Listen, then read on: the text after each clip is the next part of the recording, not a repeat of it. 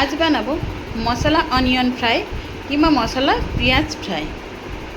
তার জন্য আমি এখানে নিয়েছি বড় বড় দুটো পেঁয়াজ।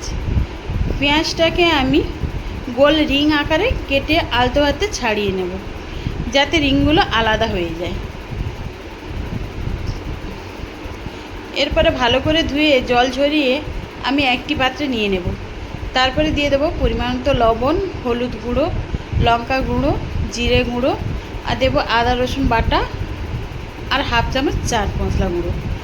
ভালোভাবে আমি মিশিয়ে নেব। মেশানোর পরে আবার আমি দিয়ে দেবো 2 চামচ বেসন, 2 চামচ চালের গুঁড়ো আর দেবো পরিমাণ মতো কারি পাতা।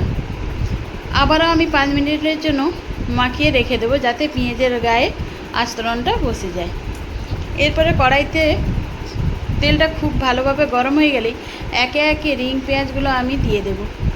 আঁচটা কমিয়ে উল্টে পাল্টে মুচমুচে করে ভেজে নামিয়ে নিলে রেডি হয়ে যাবে মশলা পেঁয়াজ ফ্রাই।